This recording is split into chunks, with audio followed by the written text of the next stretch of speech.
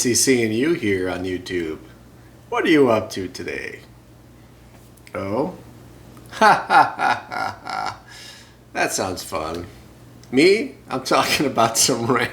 Okay. I just went through with that. Okay. I'm talking about some RAM today. This is continuing on with my July 2020 build. It's for a Ryzen based system, and I have some RAM here for it. This is a TridentZ RGB DDR4. This is a 32GB kit. It's not the fastest RAM, but it's got the bling with the RGB, so it's got that shiny factor. But it's a decent value for 32 gigabytes. I believe this was bought by my friend for about $120 for 32 gigabytes. And this is 3200 megahertz RAM with CL16. Full timings of CL16, 18, 18, 38 at 1.35 volts. And TridentZ is it's not like I know it's not low tier RAM. I don't think it's Samsung B die. You have to look into it. If it is Samsung B die, that would be amazing because this would probably overclock pretty well. But I don't think it is.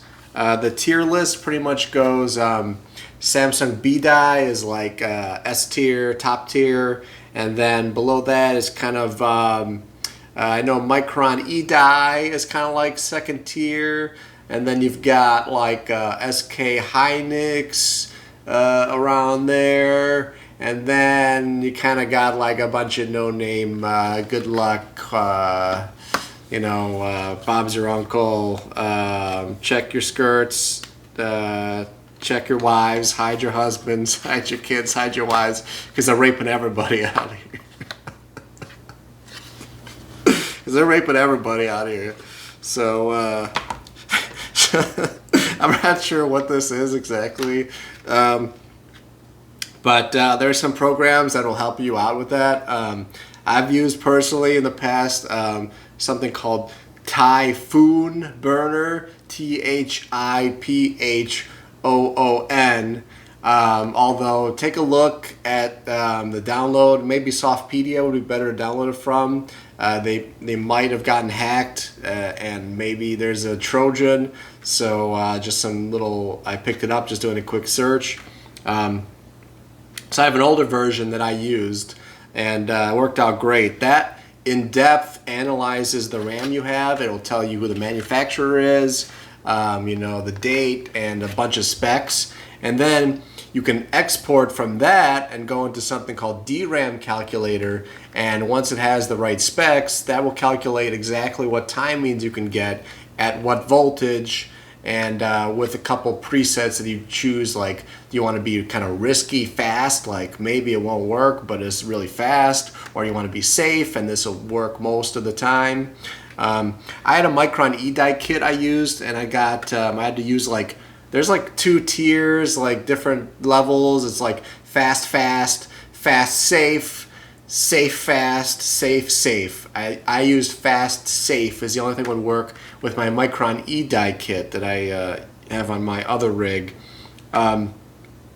So if you want to go into that, there's guides out there. Hardware Unboxed did a guide on it as well not too long ago, so that might be worth following.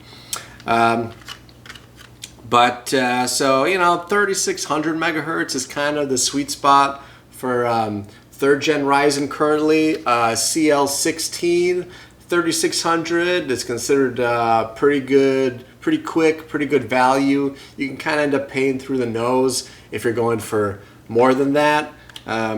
So at $120 and 32 gigabytes, and this being, you know, newer RGB RAM, TridentZ is kind of well regarded.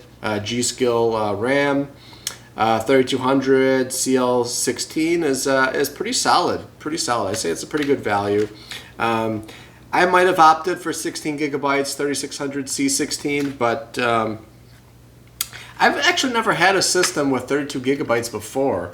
I don't know if you'll notice any difference with Windows caching, unless you know that you need a lot of RAM because you use things that use ridiculous amounts of RAM, certain programs, you know if you need it.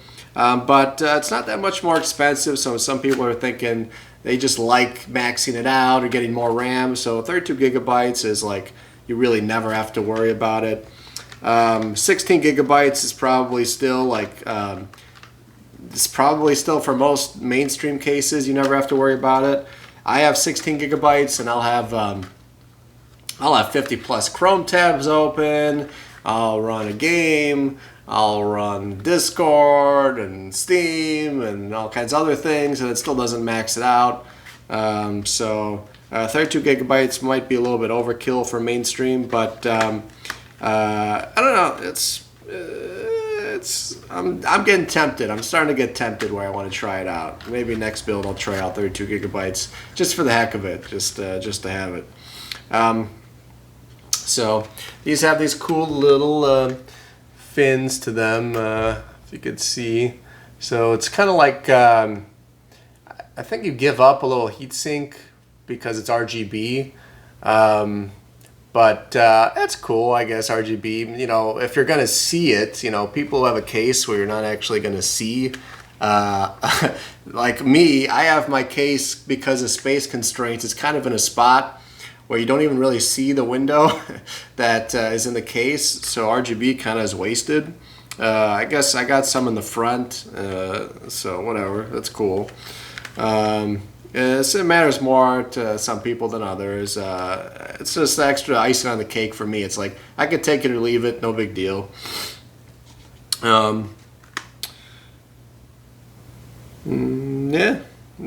So other options besides this, I usually like to give like, what's this, step up, step down.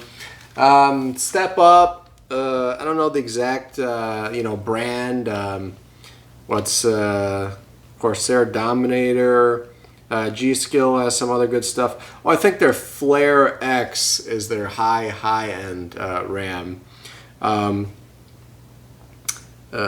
was my Micron E-Die?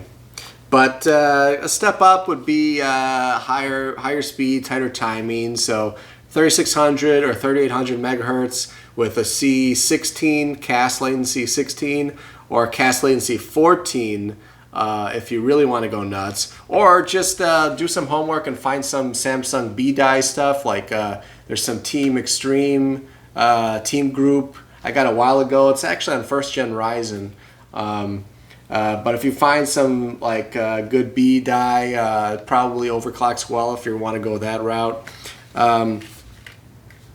Lower tier would just be like regular old G.SKILL, and you can go looser timings. I wouldn't really go less than 3200 though with Ryzen, because it actually does make a significant difference performance-wise. You'll see like over 5% FPS differences with these different RAMs. I think if you go below 3200, it's really going to start to hurt you.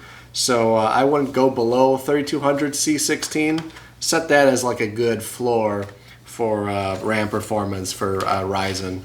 And next gen Ryzen coming out, I know I talk about this quite a bit, but it's cool because they're coming out this year. The new Ryzen processors are coming out, and word is they're going to be supporting higher speed RAM, and so I don't know, it's just a cool thing. So it's going to be even faster RAM, and this type of RAM might get cheaper as a result. If faster RAM's coming out, it makes sense to me that slower RAM for the last generation would become cheaper. So if you could hold out for better value, sale there, or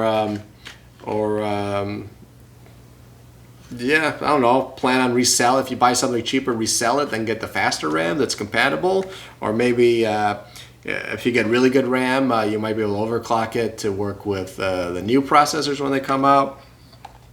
You got options. So yeah, all in all, this is a pretty cool kit of RAM, pretty good value. Should work out well in the build that my friend is doing. You pop this in.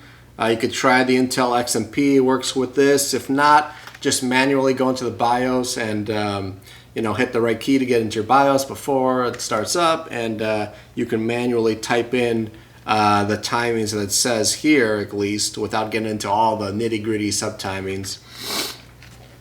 And that should work out quite well.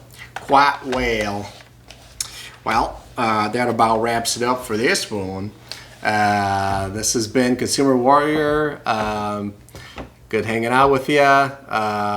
Be safe. Love you guys. Till next time, stay safe. And I still gotta think of something to say when I say goodbye. It's so hard. It's so hard. I don't know. I want to do something though. Yeah. Eventually, I'll settle on something. Until then, keep fighting the good fight. Keep fighting the good fight. Later, guys.